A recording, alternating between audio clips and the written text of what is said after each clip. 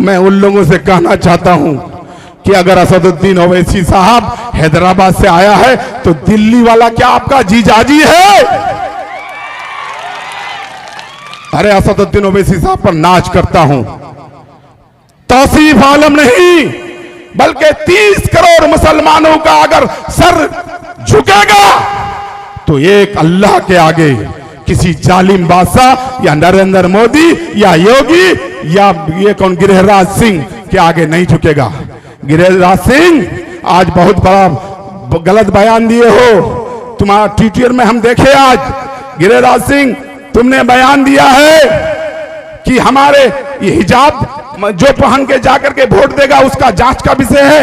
मेरी मां और बहन हिजाब में जाकर के वोट देगी।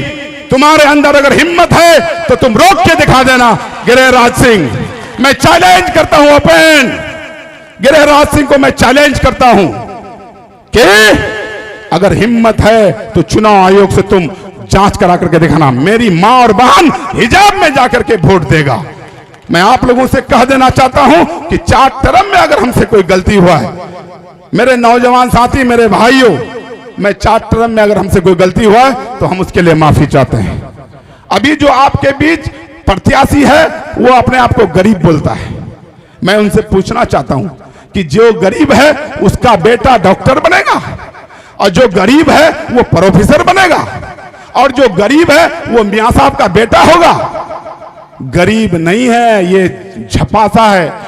देखिए आप किसी नए चेहरा को अगर जिताएंगे तो सीखते सीखते 5 साल लग जाएगा, फिर 5 साल पीछे हो जाइएगा। तौसीफ आलम 15 साल का अनुभव है। लोग कहता है तौसीफ आलम जाहिल है, तौसीफ आलम मैट्रिक पास किया हुआ है।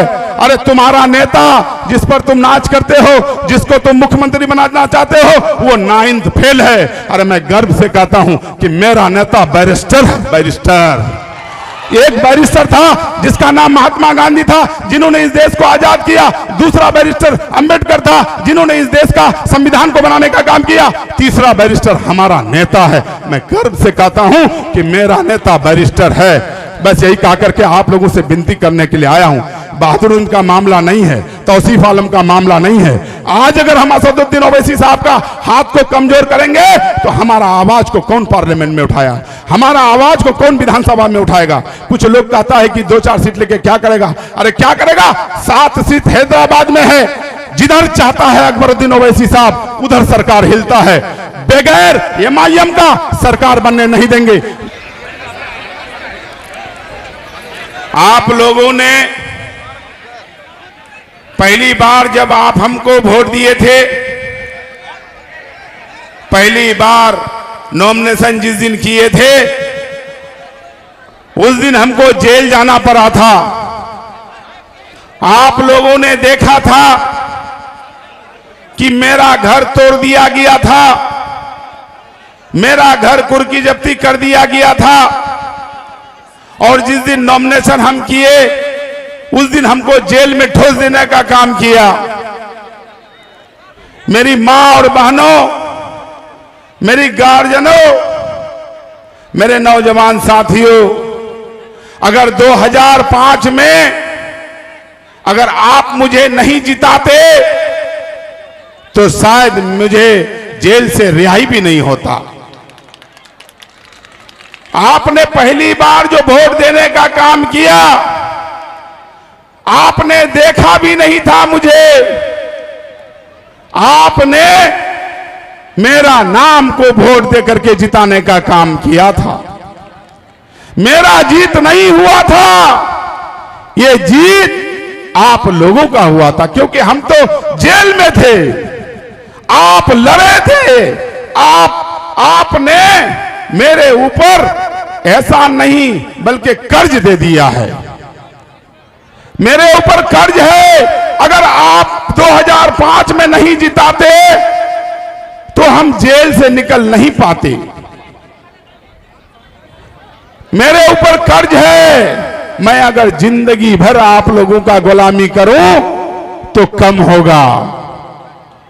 सिर्फ इतना कहने के लिए आया हूं, 2005 से 2020 तक आपने जो मुझे सेवा करने का मौका दिया,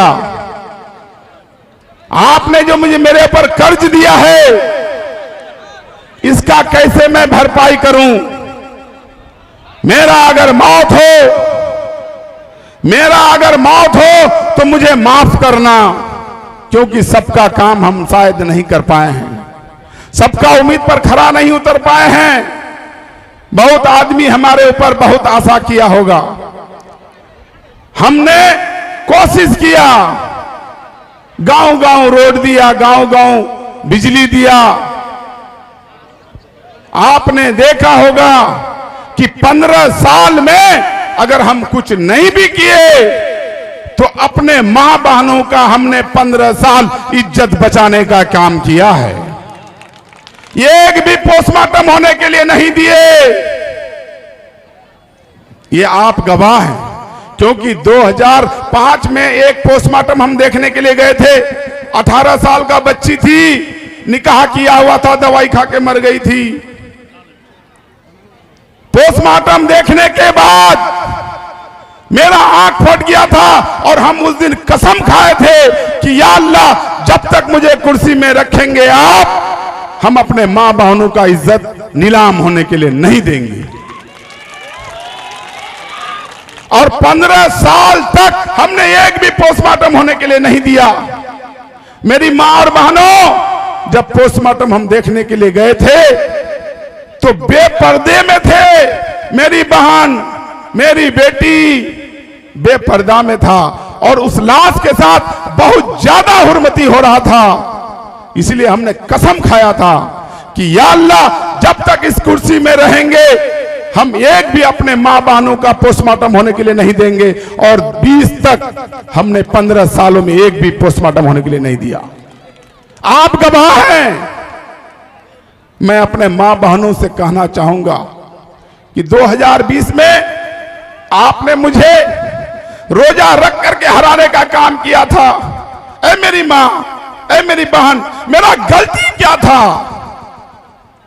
अगर हम मरेंगे, जिस तरह से आप मुझे हराने के लिए रोजा रख करके वोट देने के लिए गए थे, ठीक उसी तरह से रोजा रख करके मुझे वोट देने के लिए जाना। नहीं तो कयामत के मैदान में मैं पूछेंगे, ऐ मेरी मां, ऐ मेरी बहन, मेरा कसूर क्या था जो हमको हराने के लिए आपने रोजा रखा था?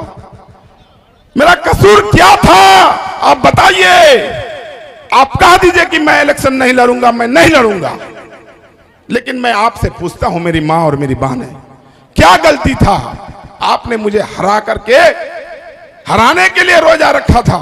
मैं आप लोगों पर कसम देता हूं, ऐ मेरी मां, ऐ मेरी बहन, अगर मैं मरूंगा तो कयामत के मैदान में आपसे पूछूंगा कि ऐ मेरी मां, ऐ मेरी मां बहन, आपने जिस तरह से मुझे हराने के लिए रोजा रख करके वोट देने का काम किया था, जिताने के लिए इस बार वोट करेंगे आप मेरे लिए, जिताने के लिए रोजा रखेंगे।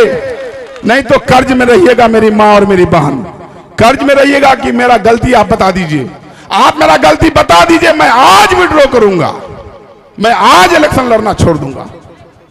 मेरी मां, मेरी बहन, तौसीफ आलम सिर्फ और सिर्फ जनता के लिए, निछावर के लिए कसम खाता है।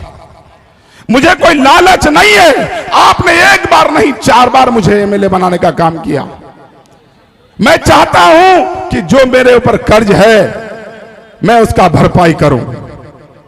मैं चाहता हूं कि आपका उम्मीद पर खरा उतरूं। मैं चाहता हूं कि मेरा जो इलाके में कुछ काम छूट गया है, जैसे आपका दसिया टोली कब्रिस्तान वाला जो पुल है, जैसे आपका डाला और दरनिया के बीच में जो पुल है, जैसे और कुछ काम है, ये हमको करना है और कर्ज अदा करना है।